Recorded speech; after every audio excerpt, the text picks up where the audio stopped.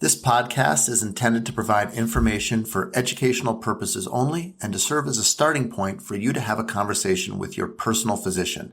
Nothing stated on this podcast should be considered medical advice. Consult with your physician before undertaking or changing any treatment plan. Welcome back, Pound of Cure Weight Loss Podcast, episode 14, No-Zempic, no thank you. So Zoe, I made the most delicious thing for dinner last night. Tell me. Trader Joe's has the Kohlrabi noodles, which is, Kohlrabi is like this kind of solid, almost like a root green vegetable, super, super healthy, super nutrient dense. They cut it into little slivers like a pasta replacement. We put that in the air fryer, just a tiny bit of olive oil, and then we put pesto on it. Everything's better with pesto. Everything's better with pesto. And pesto is Pound of Cure-ish. It's probably a little heavy on the olive oil for what we recommend for weight loss, but olive oil is one of those things that's maybe not the best for weight loss, but is definitely not an unhealthy food. I mean, it's good for your heart, and there's some health benefits from olive oil. Yeah, moderation. But it can reduce your ability to lose weight a little bit. But it was so delicious. Yeah. So what was the texture like? Was it crispy because it was in the air fryer, or was it more It was a little kind of, it was more crispy. Almost not quite like French fries in that it wasn't kind of like that doughy, but it was a little kind of greener and fresher. And it did have a little bit of crisp to it. Yeah. Nice. So the air fryer worked great for the kohlrabi. You can steam it too. It comes right in the bag and you can steam it. But I feel like when I've done kohlrabi in the past, it gets like soupy and wet. And my wife trying to get the moisture sucked out of it. Yeah. Nice. My wife says very frequently, she hates wet food, which I kind of get. Yeah. That's funny. It's a new food descriptor. Yeah. All right. Enough about our family dinners. What do we have on the show for today? All right. On our show today, we have what happens when you don't respond to Ozempic. Our patient, Chrisse, who I'm super excited to hear from, her experience with weight regain after VSG and the cost effectiveness of her dosing strategy. So good stuff coming for that. My nutrition segment, how to avoid injury during exercise. And we're also going to be discussing that V-shaped weight loss curve after VSG, weight loss surgery success gene, and then also going to be talking about protein bars and sugar content. Yes. Yeah.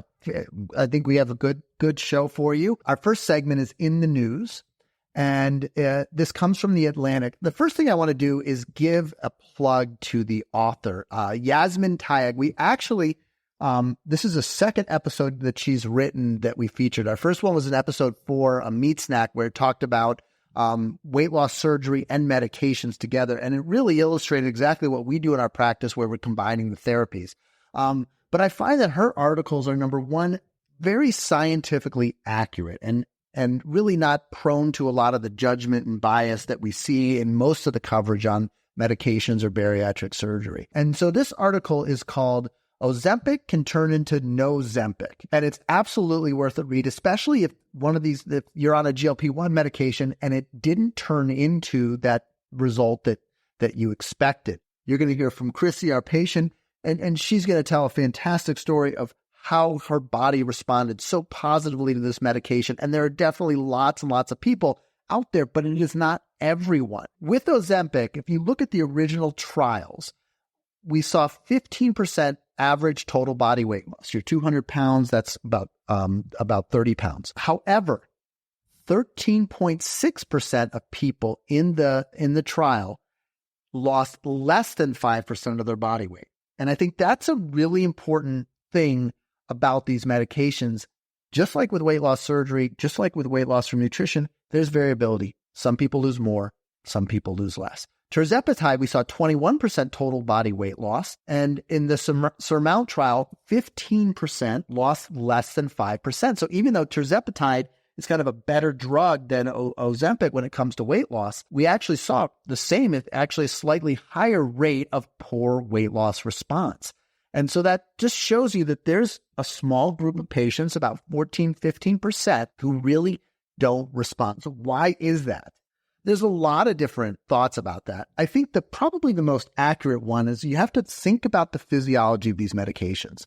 So our body has receptors, and receptors are just proteins that we code from our DNA. And your GLP-1 receptor and my GLP-1 receptor are going to be a little different. Most likely we have different genes, and those proteins are going to kind of take a little slightly different shape. Now, keep in mind how these medications work. Normally, the actual GLP-1 molecule binds to the receptor and it's released very quickly.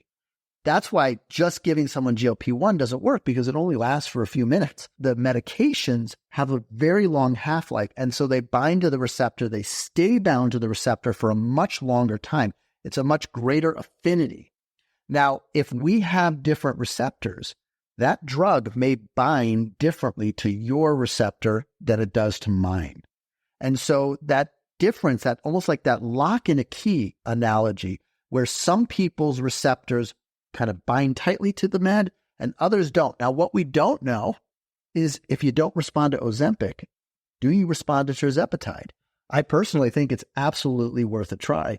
I've had a lot of patients who've had not great response with one drug and then really responded well to the other drug. And so that's something to keep in mind as well, is that it might be that your receptor works better with Ozempic than it does with tirzepatide. I think there's another piece of this, though, and that's patient tolerance. So we see two reasons why people don't respond or don't lose a lot of weight on these meds. The first is what I talked about. It doesn't work. They take the med, they don't really have much response, they don't lose much weight. The second is they don't tolerate it. They take it, they have too many side effects, it's too unpleasant, they're like, get me off this med, I don't want to take it. That group, I think we can often still help them find success with some creative dosing strategies. Not guides. If you follow the FDA or the drug recommendation for how to dose them, it's not going to work. You have to get creative in this group.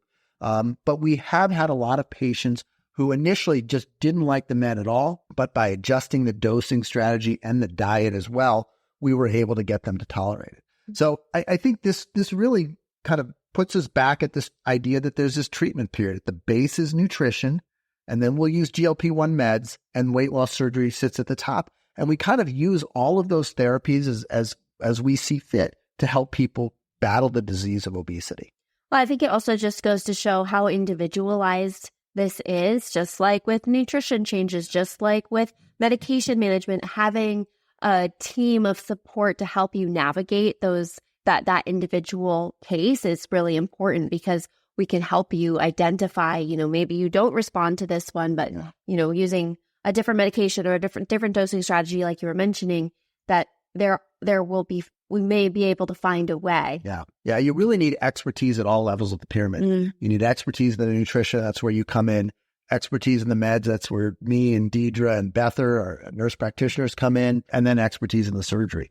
And so it's all three of those together that we find that we're able to help probably 95% of people successfully battle this disease. And I think that's amazing. At no point in my career have I seen success like what we're seeing right now. So let's go to our patient story. So this is our first a remote patient. Everybody else has kind of joined us in our office.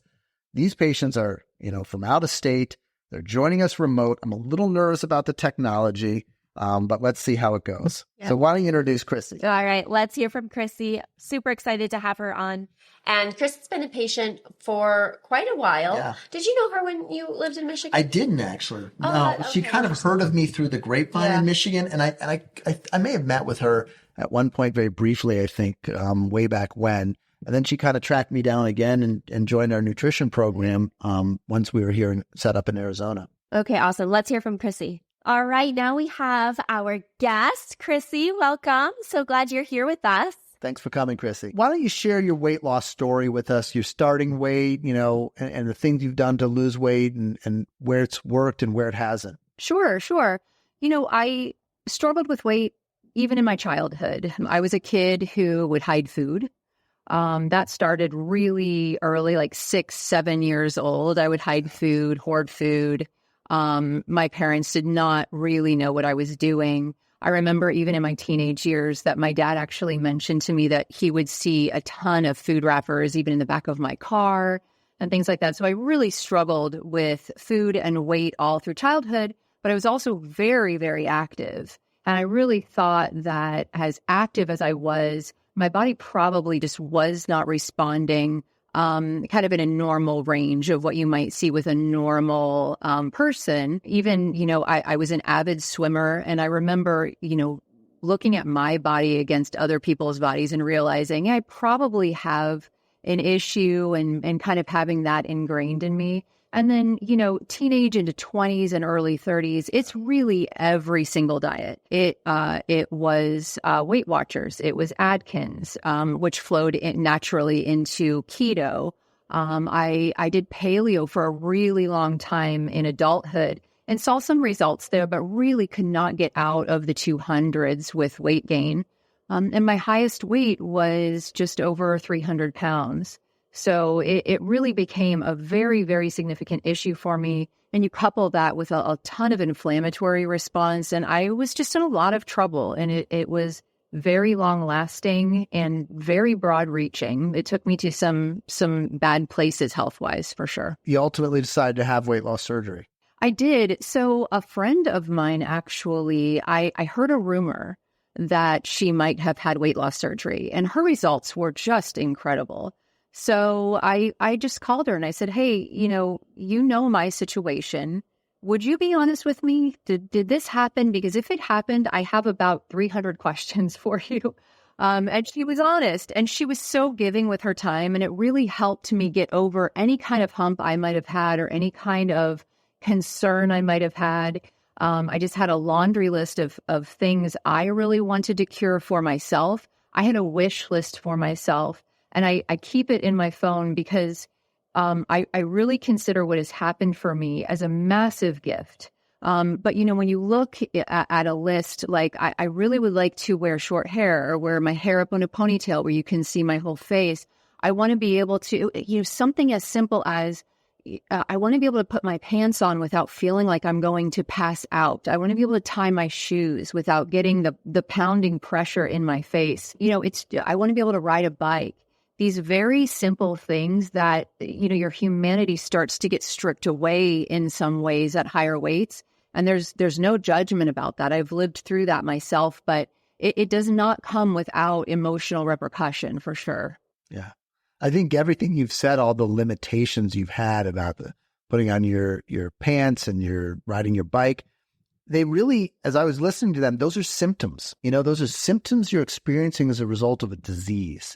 And the way you just described that to me was it was almost like clinical in a way. And that if you were talking about heart failure or having had a stroke, God forbid, or some other medical condition, and the way that it limited your daily life, we would all be like, that's so, we're so sad for you. And that's so, must be so hard for you.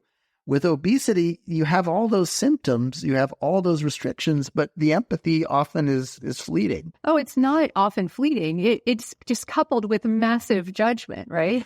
I am not a doctor, obviously, but I have lived in this for my whole life.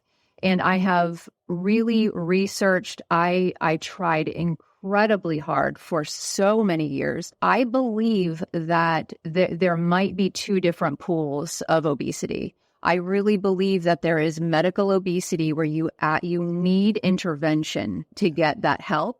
And there's probably also habitual obesity. I mean, you go to college, you eat too much pizza, you come home over the summer, you get really active again, and that goes away. So I think that there really are kind of two pools or potentially more. I just knew that I needed some medical help. I had a significant back injury and a failed back surgery, which led me to even more problems. And I'm certain that some of that inflammatory response really played into me developing back issues and then having a very long run of trying to get through that.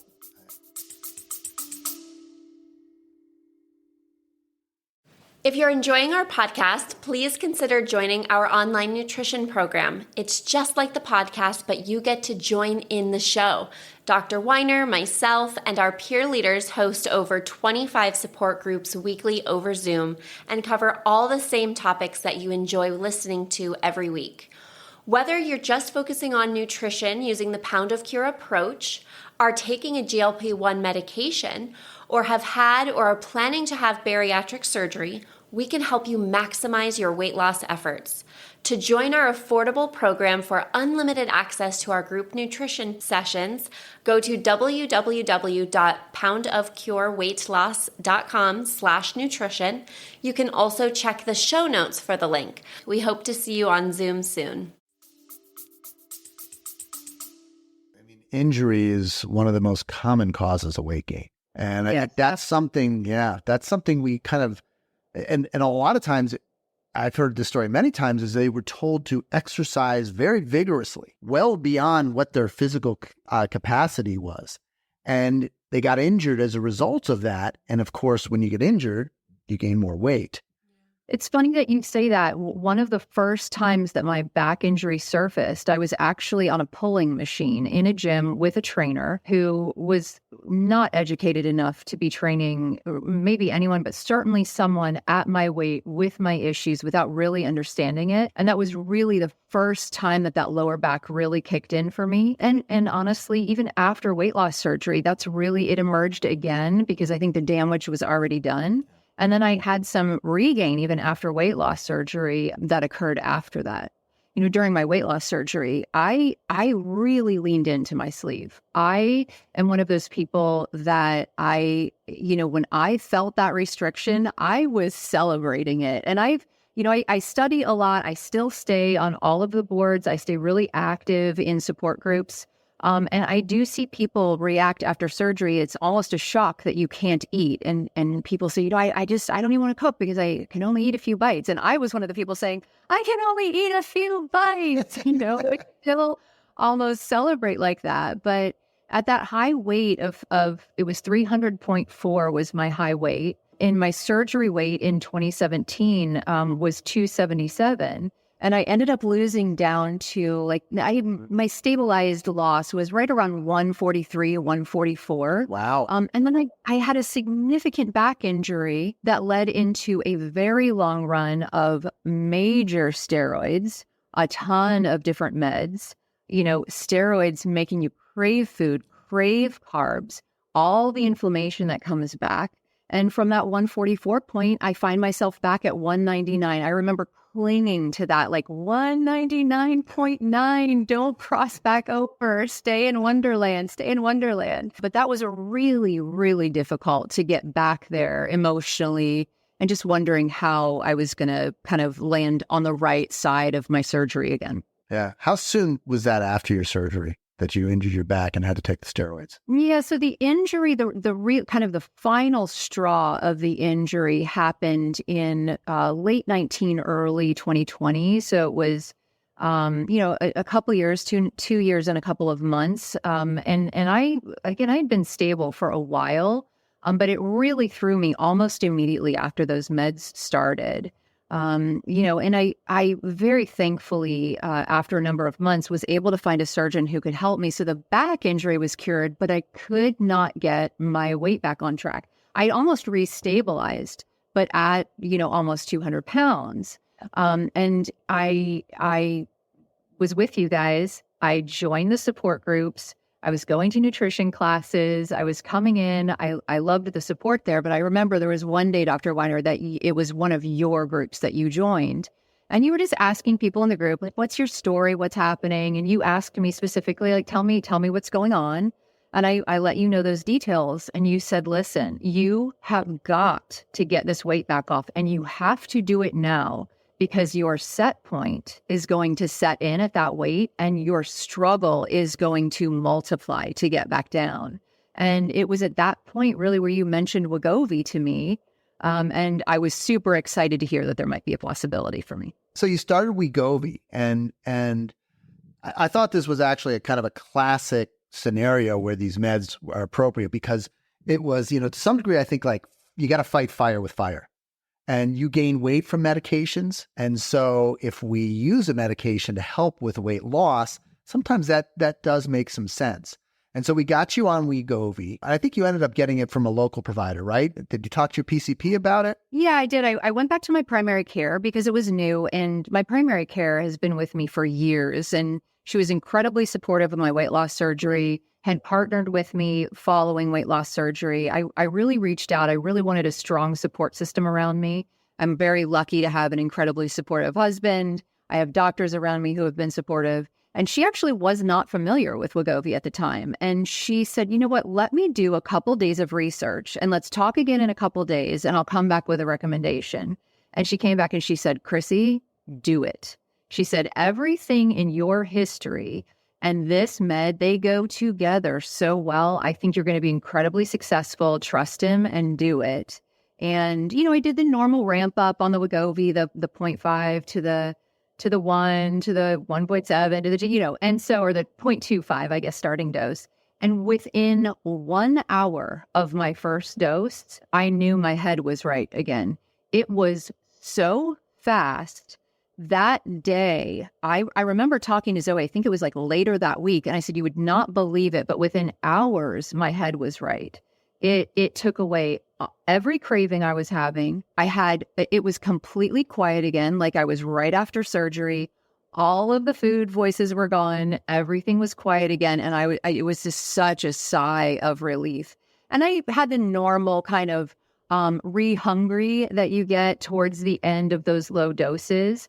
But I just really leaned into it. I stayed on track with the ramp ups monthly and just saw a ton of success with it. So during the time that I was on a normal dosing structure with Wegovy, I lost not only back down to my post-surgery weight of that 144 point, but I actually now kind of stabilized between 131, 133, somewhere in there. So lower. And that I've been very, very stable for a couple of years now at this level where I just, that set point conversation you had with me really resonated. And I feel like that is what we've achieved. It's this new set point where my body just kind of stays here and is super happy.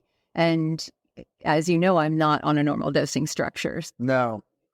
So what are you doing now with Wegovy? How much are you taking? How are you working it out? How are you getting it? So I actually am one of the people who has to do a cash pay. But you and I really worked through some strategy around, me saying, okay, the week comes up and I'm supposed to redose, but I'm really not hungry. And then I redose and I'm getting all of the negative side effects of it. And I feel like I could go longer. And so it was like, well, can you get to 2 weeks? Okay, well, can you get to 3 weeks? And I remember the conversation that you and I had where you said, Chrisse, dose when you get hungry. When that kind of inner dialogue starts again, not real hunger, but head hunger. When that head hunger kicks back in, dose. And now I really can go between 3.5 and 4 weeks very easily. I mean, this last run was 4 weeks and 3 days in between dosing. I am at the highest dose right now, but post holidays, I needed just a little bit of a bump. But even this last round, when I went the 4 weeks and 3 days and then dosed again, I can tell that it's too high again and I need to drop back down to the 1.7. So I've been very, very successful at stretching the doses. If you really lean into the nutrition and you stay on a plan, you don't stretch how much you're eating, it really helps to stretch the days in between dosing. I've been super successful that way. Yeah, I think it minimizes the side effects. And then also what you said is it really emphasizes nutrition. You can't pull that off if you're not putting in the hard work on the nutrition side. And I think you and Zoe have worked a lot on that. I think I would put as a disclaimer, that you certainly have an alternate dosing strategy, but this is something you and I came up with together. This is not something you kind of, picked up at some compounding pharmacy and started trying to work through it on your own. And I think that's really the key is you got to work with your prescriber to come up with something that works for you, but is also within the confines of what's medically safe. Because I do get some questions sometimes from people and say, hey, I came up with this idea. And I'm like, no, don't do that. You'll be sick for a week if you do that. And so you have to be very careful with this. You kind of slowly and organically come up with this approach. And this is what works for Chrisse. This is not necessarily a standard approach for everybody. And that's what I'm finding is that we have to, just like with nutrition, work for individualized nutritional plans for people based on their lifestyle and other limiting factors. We have to come up with dosing strategies for people as well. But Dr. Weiner, this is why you and your team are changing people's lives. There is such a there is such a trend in the industry for surgeons to kind of herd people in. You get the surgery and you leave. There's no real support. People have very basic questions following surgery that always surprise me that they're asking, because we are lacking in support in this field in such a big way. And I know I tell you every time I see you, but the work you are doing, it's changing people's lives. It's giving people a life who haven't really had a life. It's not that I wasn't living, but dealing with the emotional side effects of obesity every minute of every day, and that is not an understatement, it severely impairs you as a human. And I cannot thank you and your team enough for the work you're doing, the partnership that you offer, the consistent support, the creative ways that you are supporting. It is making a huge difference in my life. I know it is doing that for other people. I encourage anyone I come across who has questions, please go watch the videos. Please join the groups. It is life-changing. It has been for me, and I am so grateful to you and your team. Thank you. We're grateful for you. We are very grateful for you. Yeah. I think that's a great little plug to join the nutrition program, don't you think? So if you're out there and you want to join our nutrition program, it's open for everybody. Yeah. I have support groups. Zoe has support groups. Our peer leaders have support groups.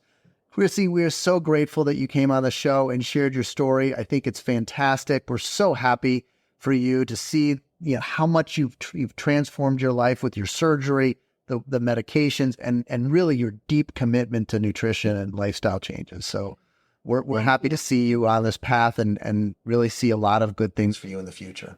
Thank you for giving me my life back. Thank you, thank you, thank you. Her story of her back injury after her surgery, which resulted in steroid use and a lot of her weight gain, a lot of people kind of look at that as something that is inevitable or just an unfortunate event that happened. But I'm not sure I view it that way. Zoe, you're a personal trainer as well as being a registered dietitian.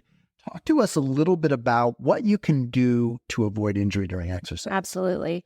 Well, I have a couple thoughts, but I have 3 main points that I think I'll try to keep it concise here. So the first one being is if you are new, you don't want to go from exercising 0 days a week to being in the gym 6 days a week, right? You're not going to go from 0 to 100 that fast. And so really meeting yourself where you're at and going slowly increasing. But a big recommendation would be to utilize those kind of introductory free personal training sessions that a lot of gyms have, not necessarily to get a really intense training session out of, but to say, hey, can you orient me to the equipment so that you learn how to use the equipment and the weights safely and that sort of thing. So you know what you're doing, and then that way you can start slow and build up, right? Another thing is working on your flexibility, and you're doing some active warm-ups beforehand, stretching afterwards, those sorts of things to really make sure that your joints and your muscles are nice and warmed up so that you're not, making yourself prone to injury. And then the last one actually has to do with nutrition. So I know so many people who exercise in the fasted state because they think or they've heard that it burns more fat. Right. And I actually wrote a paper in college on this. I did a research, a research study review of the research. There's not enough significant data to show that. But what training or working out fasted can do is make you feel more tired, make you lower energy, and make you more prone to injury. If you are dragging yourself through the workout and your form is getting sloppy because you haven't fueled enough properly beforehand, then that's going to make you more prone to injury as well. Yeah, the flexibility thing kind of, to me, I'm a Michigan guy, obviously a huge Tom Brady fan. Michigan was quarterback at University of Michigan back when I was in medical school there. So he had a 20-plus year career in the NFL. I mean, an NFL quarterback, that's like the most injury-prone job there is. He didn't do a ton of weightlifting. He focused primarily on flexibility. That was like the biggest part of his training was flexibility, becoming more resistant. And he thought that that's what made him most resistant to injury. Wow, that's really fascinating. Like if you get sacked and your legs go over your head and you're like bouncing up in the splits, I mean, that's a good way to do it. I mean, I looked at that and I'm, I'm a few years older than him, but not that many years older than him. And for the longest time, I'm like, if I like tripped and fell from walking, it would really mess me up. And this guy's out there being chased by 300-pound 20-year-olds. Totally. And like taking hits. I mean, it was really remarkable. But those are great points. And I think the most important thing is that injury causes weight gain. And if you exercise and become injured, it's actually bad that you even chose to exercise. You'd be better off if you didn't exercise. And that doesn't mean don't exercise. It means make sure when you're exercising that you're taking all the steps that Zoe recommended to prevent injury, because that's very damaging. And we heard from Chrisse just how much that can hurt. All right, so let's move on to the economics of obesity. So this topic I want to talk about is, where is all the Wegovy? And we had one of the Wegovy reps come in right shortly, I think it was early 2023, and they said, listen, it's only going to be a few more months, and then this back order stuff is going to be over. We're now a year later, and we've seen absolutely no letup. I think the first thing is to recognize that there is a remarkable demand for Wegovy. So lots and lots of people want it. But it has been on back order for over a year. There are almost none of the lowest 3 doses. So the way they've restricted this is they've taken the entry doses, the 0.25 milligram, the 0.5, and the 1 milligram, and they've restricted manufacturing of it so that only people who are already on the higher doses can get the medication. There was a quote, and I really related to this quote in an article I read recently, and it's actually from Michigan Medicine. And it's from Dr. Andrew Crafton, who's a clinical associate professor in the Division of Metabolism and Endocrinology and Diabetes. And he said, it's created this living hell. And I think, Sierra, our office manager, can share that thought that, patients are incredibly frustrated with their inability to get it. And we write the scripts, we finally get it prior auth, and then people are running all over town trying to get this medication.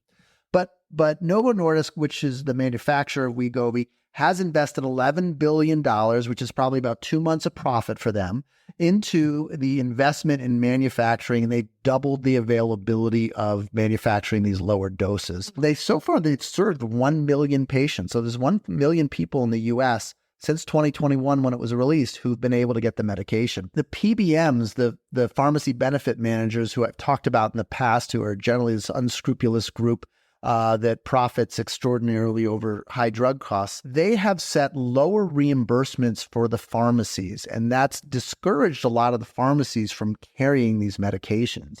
And so that's creating a lot of push and pull as well. So when we place all of these constraints on the pricing of the medication and make it overly complex, we generally get things like shortages and a lot of the problems that we're facing right now. Even with this shortage, the drugs are incredibly profitable for Novo Nordisk. The GLP-1 medications, which is primarily going to be Ozempic and Wegovy for them, accounted for 61% of Novo's $7.9 billion in revenue in the last quarter. So I think the question that's on everybody's mind is, well, what about Ozempic and compounded semaglutide? So if you can't get Wegovy, this is essentially the same drug. Ozempic has become almost impossible to get if you're not diabetic. All of the loopholes we've been using over the years to get patients approved for these medications, those have been shut down. If you have diabetes and your medical policy and your diabetes fits what your medical policy criteria are, we can get you Ozempic. If it doesn't, you can't get Ozempic unless you're going to self-pay for it. The compounded semaglutide, we've talked about this in the past.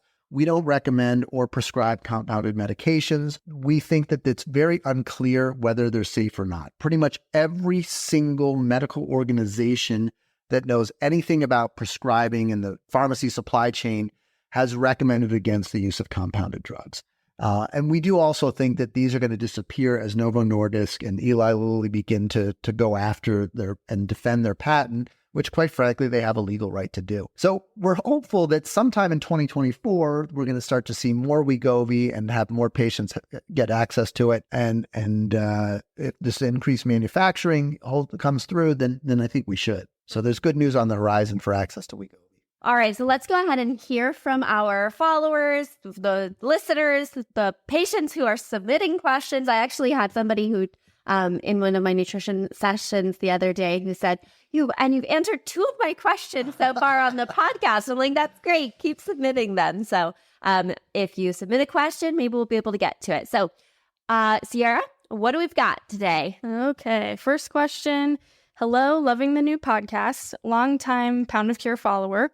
I'm a 37-year-old male. Starting weight was 300 pounds. I had a VSG in October of 2022 at 280 pounds. My lowest weight post-surgery was 200 pounds, and I am currently 220 pounds. I consider my surgery a great success. Over the past 6 months, I've been consistently gaining weight, 2 pounds per month. I haven't really had a stable post-surgery weight. I'm staying very active, about 3 days a week, weightlifting, 2 days a week, utilizing some type of fun cardio. I am probably 80% adherent to the metabolic reset diet. I would like to see my weight stabilize below 200 pounds. What is the best course of action? Improve diet adherence, investigate GLP-1s, change my exercise routine. What do you recommend? Zoe, let's talk about what you'd recommend from a nutrition and exercise front. Well, it sounds like he's got a great routine of weight training. Maybe depending on how many, just that NEAT that he talked about before, the non-exercise activity thermogenesis, if you're sitting down all day, perhaps there's the area of opportunity to get up and go for a little bit more walks and that sort of thing. But we don't know that because, we haven't gotten that information, right? 80% adherent to the metabolic reset diet goes into that 80-20 rule that I think I've talked about before on the podcast. So obviously, without digging into his day-to-day nutrition, everybody has room for improvement, sure. However, it sounds like he's been doing a pretty dang good job. I think, 80% it is pretty good. And the idea that you have to be 100% compliant and going from 80% to 100%, you're going to get a little bit of results, but I don't know that you're going to kind of change this course. It might go, instead of 2 pounds a month, it might go to 1.5 pounds a month, something along those lines. I think, we're seeing something that we just unfortunately see way too often. And I'm grateful at least that I'm seeing more and more patients coming in who understand that weight regain after sleeve is very common. And we've kind of made it like this taboo topic. Like, you can't ever say, oh, my bariatric surgery didn't work the way I wanted, because you've gone through this incredible thing. You've given up a part of your stomach with a sleeve, had a major abdominal surgery, and it didn't quite work out the way you wanted. And so I think that it's important to recognize that with a sleeve, the meds for most people are part of the equation. And, we heard from Chrisse about her story and how much adding the meds added, how it brought back the function of the sleeve, there's that set point memory almost, where it was like, oh, you had a sleeve. Let me help you back to where you were. And I just think that's part of the deal with sleeves for most people, unfortunately. Knowing that going in is important. And I have that conversation with every prospective bariatric surgery patient now and say, if you want a sleeve, let's also talk about the meds, because it's probably going to be part of the plan. And I think it's important for us to embrace that, because it's the scientific reality.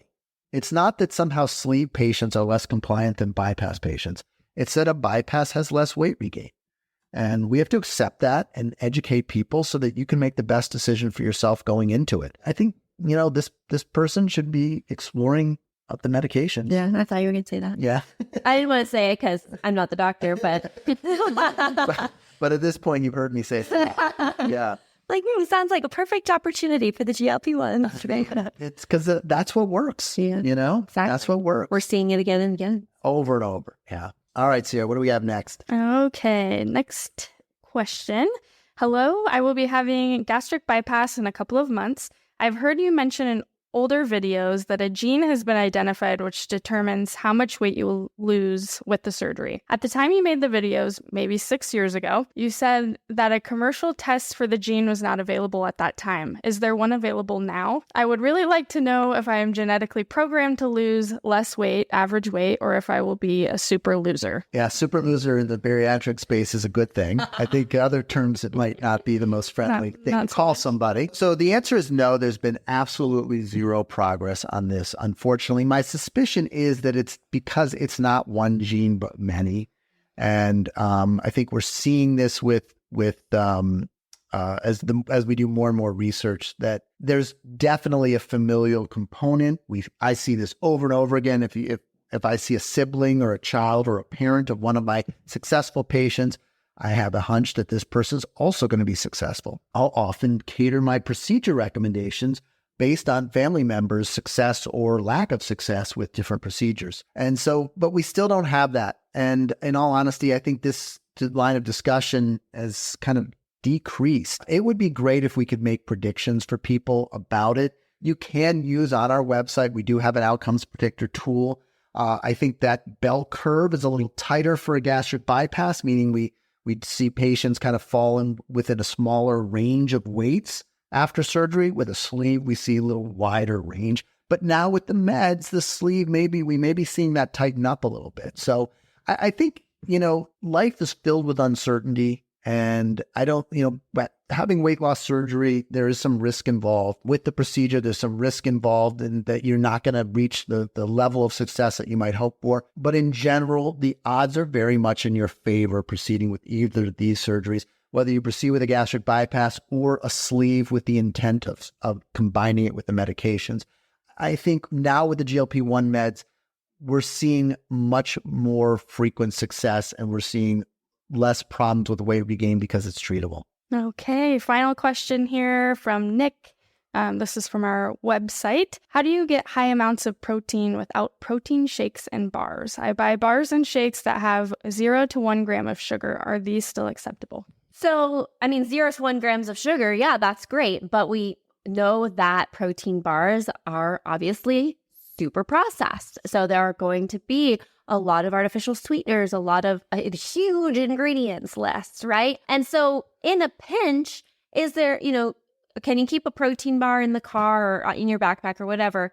Yes, I would recommend the RX bars. Have you ever had those? No. The reason why I like them is because the ingredients list is super short. It's just peanuts, egg whites, dates, and it's all whole food. Oh, that's great. So it's really great. It's a little chewy, but that's great. You get a little workout, a little mouth workout in. So, obviously our goal is to be reaching your protein goals through as much whole, real, unprocessed food as possible. If you're struggling volume-wise to get that protein in, then maybe trying more small, frequent throughout the day, like I like to call them mini meals with protein in there. Having smoothie is a great way to add a bunch of protein. But ultimately, 0 to 1 grams of sugar, that's great. But think about all those other processed ingredients in there. Maybe check out the RX bars and try to get as much of your protein in through whole foods as possible. Try to be, you have to be your own self-advocate. You have to be your own nutrition detective. Read that ingredients list, read the nutrition facts label. And if you need help and support doing so, then definitely come and join our nutrition program, and I'm happy to help. Yeah. All right. Other great show, Zoe. Fantastic. We'll see everybody next time. Thank you for listening to the Pound of Cure Weight Loss Podcast. We'd love to hear from you on your favorite social media platform. Check us out at A Pound of Cure. If you're in Arizona and would like to become a patient in our practice, please call our office to schedule either an in-person or telemedicine appointment.